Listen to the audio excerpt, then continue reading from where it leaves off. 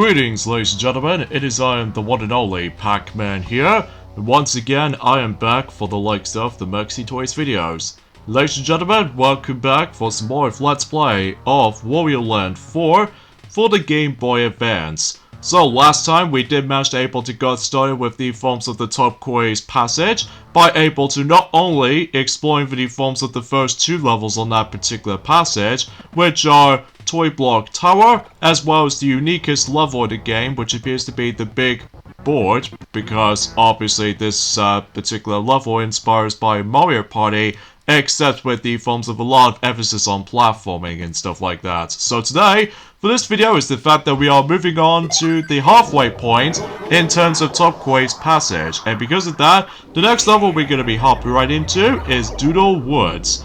And because of that though, another huge emphasis on this level though is the fact that, well, I'm sure that we'll come across into it until if we get to the next section, because as you can see, that we actually come across into this artist pick right there. I'm not exactly sure what his name is though, but basically every once in a while though, throughout the majority of the level, is that sometimes every time whenever he decides to able to create something a little bit more, you know, dangerous, most notably with all these spiny-like, enemies and stuff like that, as well as these little airborne, pick-like, enemies, as far as I'm guessing correctly, but basically, though, is the fact that you have to able to avoid those enemies at all costs, so just in case you don't able to get hit a lot, so I think this is where every now and then, though, is the fact that the majority of the game gets a lot more difficult every now and then, but I'm sure enough we're able to actually get accustomed to it. And also, we recognize that particular zigzaggy looking like gate. That'll be important until for later, because, well, it seems totally obvious of what's gonna come up, So yeah, today's day is of course the 24th of February today, in this case in 2022 today.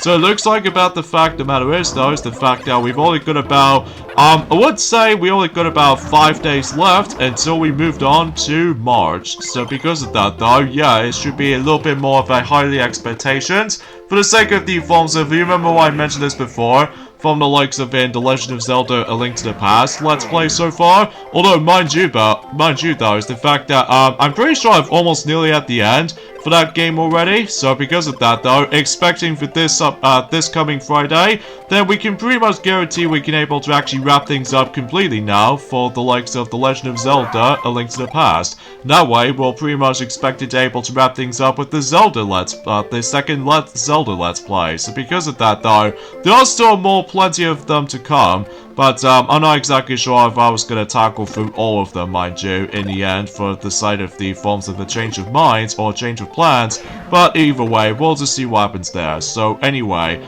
another thing I should probably explain about this as well is the fact that, unfortunately though, that the Ice Age Adventures of Buck Wild is going to be releasing on the UK until about a month left, which, oh God, I'm not looking forward to that. Especially noticeable if I dare to able to actually watch that film on my own time. Best of luck for me, because obviously that I'm gonna come across into one of the most hideous visual styles I've ever seen in my whole entire life after when, you know what I mean, the Blue Sky Studios has been shut down and closed due to Disney just managed to able to ditch everything, so yeah, that's kind of upsetting, especially noticeable of that another thing, which I'm not going to talk about that ever again, so I digress. So, I suppose another thing I should probably explain about this as well, while this is going, about the fact the matter is though, is the fact that I found out there was actually some interesting, things is going on for the sake of the forms of the past few days. First of all, is the fact that, The Lord of the Rings, well, 2 of them to be exact, one of them involves around the TV series from the likes of Amazon Prime, and also same applies to the actual movie that was about to be on the development for the sake of the forms of until the next 2 years to come. So as a result though, let's get started with the forms of the TV series first. First of all, they did reveal the trailer for the likes of the forms of the Lord of the Rings, The Rings of Power.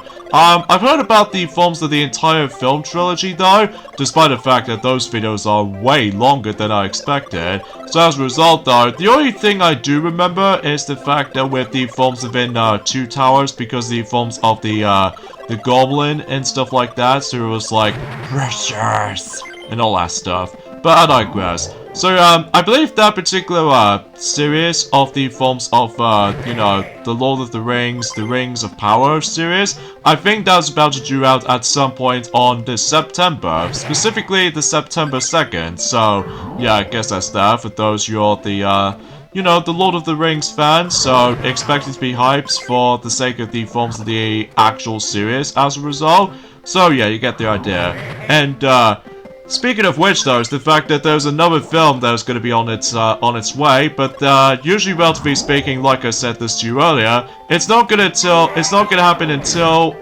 let's just say in sometime in next well, let's just say on April in 2024, which apparently the next film is going to be on its way on 2024, along with the films of the returning Wallace and Gromit within a new film, but it turns out it's going to be by the films of Lord of the Rings anime movie, by the films of usually calls it The Wall of the Rohirrim, which I do apologize for that mispronunciation with that particular film's title, by the way, mainly because, like I said, I haven't exactly watched that much of Lord of the Rings since quite a few days or so, and I do apologize for that particular noise you did hear for about a few moments ago, mainly because I somehow switched off my phone, so just in case I can able to discuss upon quite a number of things. So if we go in here, we get ourselves our glorious blue diamond, so yeah, everything's to be expected. So anyway, so we notice with that particular set of jewels that's telling us we need to go down there, and then if you do manage to activate the frog switch timer,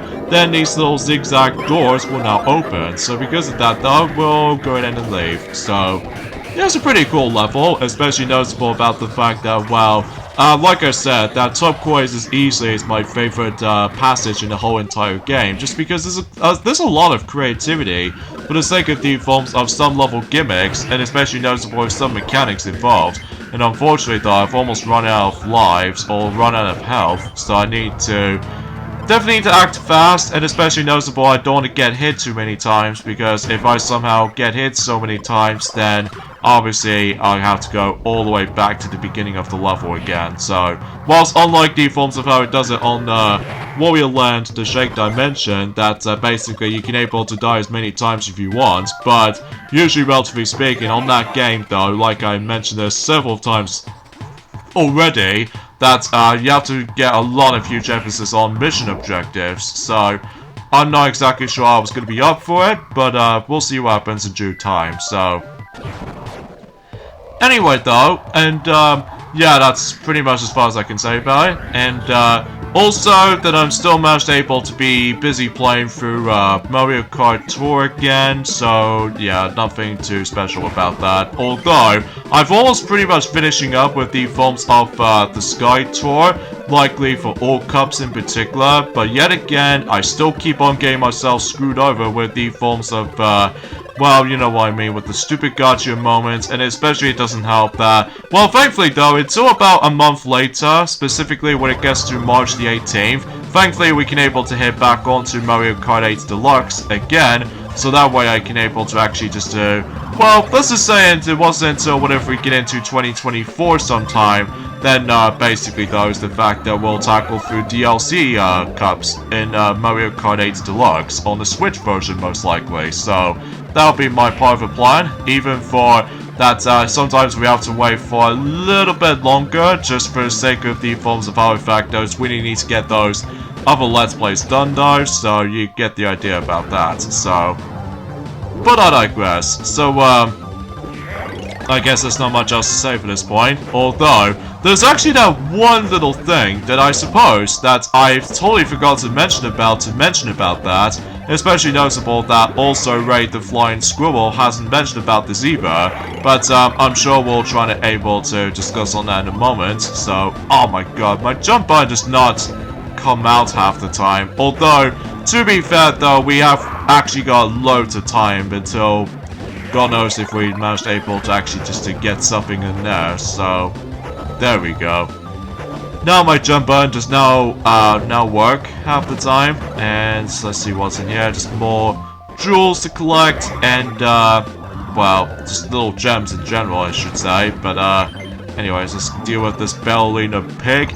And then if we go in here, then we find ourselves another blue diamond. So, yeah, I guess that's that. Now, as far as I believe the CD location on this level, though, I think it's, to be more specifically, we need to require to able to deal with the rolling hill segment. So because of that, though, hopefully we'll try to find out as much as I can. So, yeah, there's not much else to say. So, especially noticeable about the fact that I've already mentioned about a lot of things during the course of the, ever since in Tuesday. So, yeah, that's pretty much about that. So, alright, so we'll grab the hearts just in case I don't want to able to get hit so many times by certain enemy encounters, as you probably already know. So, anyways, let's go ahead and grab these little collectibles there, and hopefully we're able to find this little slanted hill. And it's a good thing we did already get rid of those little blocks from the very beginning of the level, because obviously if we don't do that, however, though, then there's no way you can backtrack. And plus, if you did somehow select retry, this means you have to start all over again for the entire level, which, you know, you still need to able to recollect the not only money, but also you know, blue diamond, and also some gems as well, and also for some important key items, which is of course the jewel stone and also that key fella. So either way though, we're just gonna have to able to figure that out. So, but there we go, that pretty much concludes Doodle Woods. It's actually a pretty cool level, like I said, especially noticeable about the fact that, well, relatively speaking, that, like I said, Turquoise is actually the most uniquest passage in the game because of a lot of creativity, like I said. So, anyway, so that should open up the next door, which pretty much leads us to the next level, which should be interesting as well. So, anyway, so at least we only got one more jewel stone left until we basically opened up the next world, or the next boss, I should say. So here we go, on to Domino Row. Now this level is actually also interesting and unique as well, because, relatively speaking, that since that's what the level of the name suggests, well, we're going to be playing dominoes, basically. Not just by the forms of how the fact that we can able to, oh wow, we actually get ourselves 100 coins if we manage to get to the actual flag. Okay, interesting. So I believe in order to able to get the gold crown on this level, is the fact that you're not able to be like, you have to always win on those particular domino races, because otherwise, if you're too slow and manage to let the dominoes win instead, then basically though, you're not going to get anything. So just keep that in mind. So yeah, every time you're able to actually get past the starting line, then basically though, those dominoes will start to able to fall into a specific chain reaction, as you can see on screen. So because of that though, we can just simply just run, and that's what you have to do here. So let me just get rid of this spring transformation for now on, and then hopefully I'll grab it later. And there we go, and every time you're able to get to the goal before the dominoes wins, basically you get 100 coins to spare. So yeah, that's actually super dope and everything. So anyways though, let's talk about the forms of another thing I want to discuss, and that is the fact that I'm sure that some YouTuber out there has already noticing this already, that apparently though is the fact that Chip and Dale Rescue Rangers is actually getting a hybrid live action and the actual CGI movie adaptation. And from what I've seen a trailer, it's nice to see Chip and Dale returns, and as well as the familiar characters again. However though, it's gone into a very strange direction, although I'm pretty sure it does manage to take place in somewhat of a hybrid of between live action and CGI movie at the same time, very similar to the forms of how it does it in Roger Rabbit, or Who Framed Roger Rabbit, ever since in 1988. So this time around though, in 2022, that, you know, Chip and Dale Rescue Rangers is now coming into, let's just say, once again, much like the forms of some Disney films every now and then on streaming services, basically though, Chip and Dale Rescue Rangers, the movie, is about to be able to actually getting itself as Disney Plus exclusive treatment. So, I think that particular film is about to due out at some point on May 20th, so I'm curious to check it out. But I'm not exactly sure if anyone else is going to be hyped for the film, mainly because of the forms of how weird the voice acting is, though. Especially noticeable that I've heard about the TV series, though, but I've heard it's actually really good. But it's kind of a shame. I've never actually experienced it for myself. So because of that, though, I do apologize for that particular, you know, not usually just managed able to not usually become with that particular, well, fan services alike for that particular Chip and Dale franchise. But regardless of such, whenever I've seen a trailer for the film anyway, it does manage to start things off as in, let's just say, when Chip and Dale Rescue Rangers TV show just managed to pop up on the retro TV. And then after that shot is finished, then basically there's the fact that it shows us quite a lot of merchandise for the likes of Chip and Dale Rescue Rangers merchandise, ranging from toys and as well as the video games, to be more specifically the NES duology games for Chip and Dale games for the Nintendo Entertainment System. And that was actually pretty cool, able to actually see that particular Nintendo console reference for that particular film itself, but relatively speaking, that every now and then they've now managed to able to bump into not only the actual a CGI version of, well, let's just say, it started things off quite normally, like, it's almost like cartoony style, kind of like the forms of how it does it in Tom and Jerry the movie from the likes of last year, except the fact that, well, relatively speaking, I think it's just mainly for the beginning, but I believe for the majority of the film standpoint, it's gonna be likely, Chip as the animated counterpart, and, Dale is basically, it's like a, let's just say, equivalent to, probably is my least favorite aspect of that topic, and that is Alvin and Chipmunks, which, ugh, I can't stand those films. I really can't stand them. But that's probably just me, but that's as far as I can usually say about it. And, yeah, because basically that's, well, it's not much else I can say, honestly, apart from the fact that it does have some very weird pop culture references and stuff like that during the course of the actual film itself. Like, I know for the fact that they, I think there was that one part where they're trying to able to explore, let's just say like a Comic Con or something like that. Like, basically one of those clips in particular, they shown us a very weird thing where Chip somehow managed to able to change his outfit into its Indiana Jones vibe, which is kind of odd and strange at the same time.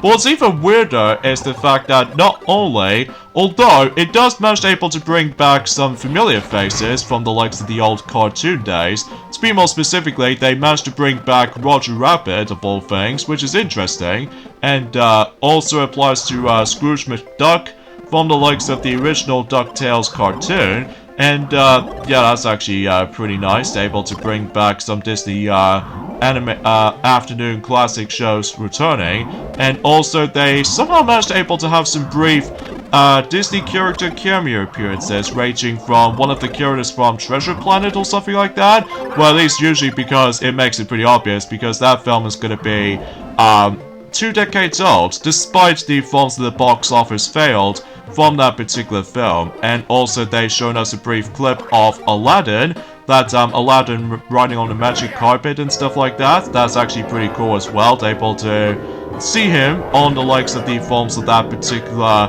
animated treatment and stuff like that. It's live action hybrid, but either way. But what really surprised me the most out of is the fact that out of nowhere they bring in some of these G4 ponies from the likes of My Little Pony, Friendship is Magic, which I was like, damn, Disney really wants to able to bring several other references from other stuff every now and then.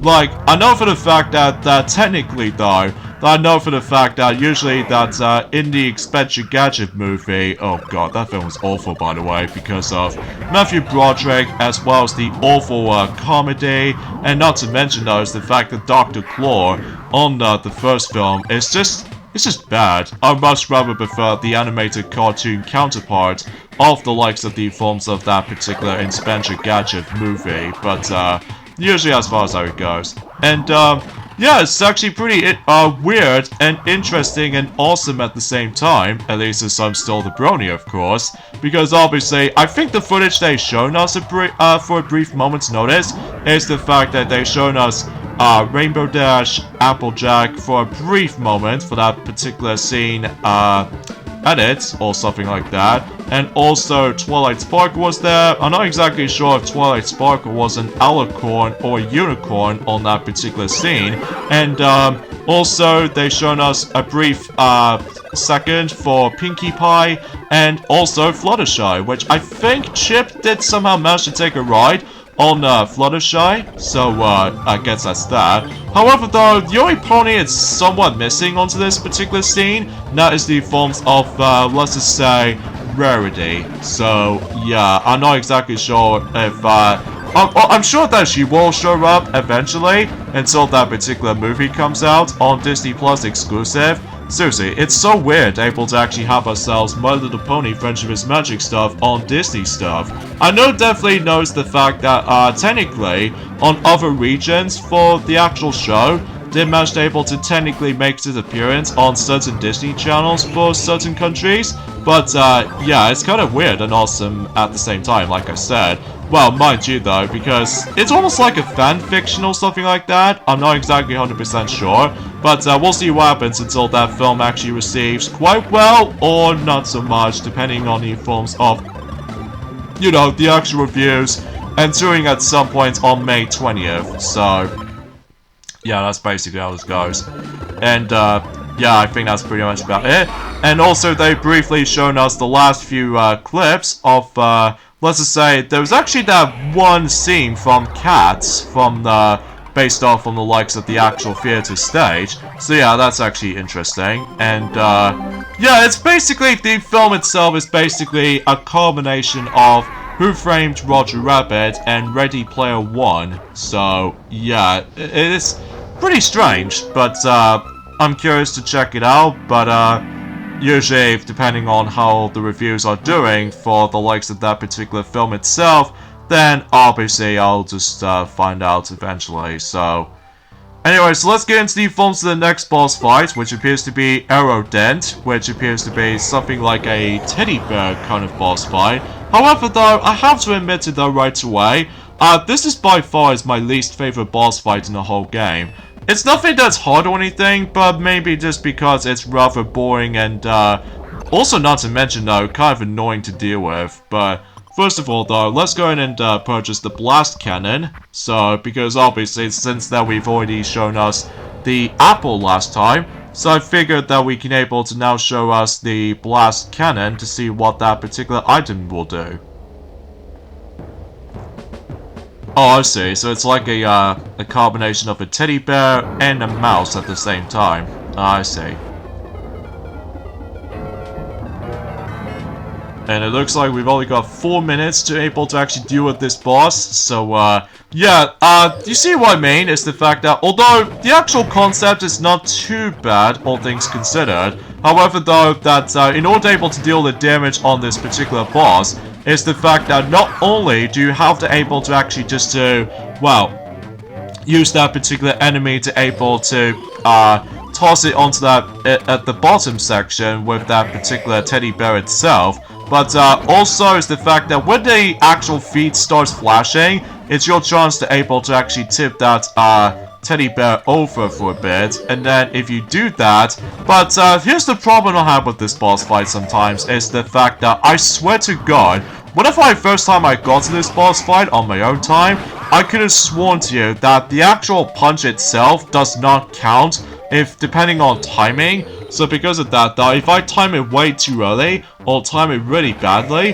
then chances are though you expect to be able to actually get a lot of time wasting for this particular boss sometimes, and it's not as easy as it sounds, I must admit though, because, well, relatively speaking, it's just that, well, you're just gonna have to deal with the forms of some bit of trial and error involved. So, but yeah, that's as far as I can usually honestly try to explain about this boss fight in particular. So,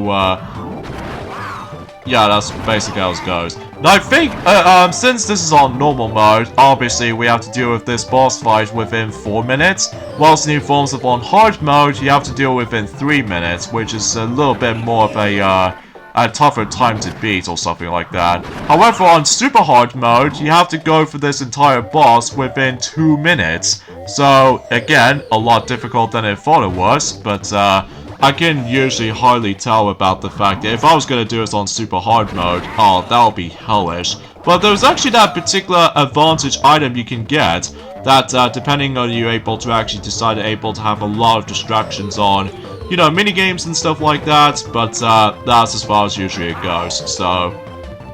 Alright, so it's only one more hit left, and boom, there we go. I believe if you manage to able to let the clock go into 1 minute left, basically some of these treasures were about to go away, so just be fast. And there we go, that pretty much concludes the Topaz Passage. Again, like I said, a pretty fun passage, despite the forms that boss fights can get. I'm not gonna lie, pretty annoying, but either way though, we pretty much done it at the end, so... Alright, so the third passage is done, and only one more left until we're able to actually access to, well, let's just say the final passage in the game, or something like that. So, anyway, so let's just double check on the actual 100% completion on most of the levels. Yep, we have completed everything on the Topaz Passage. So, with that being said though, we're gonna have the endings off this point right here. So join me next time for more of Let's Play of Wario Land 4. That is the fact that we're gonna be hit on to probably is my least favorite passage in the whole game, which appears to be the Sapphire Passage. Well, only in particular for one level on that passage, but either way. So I'll see you guys on Tuesday. Later, fellas.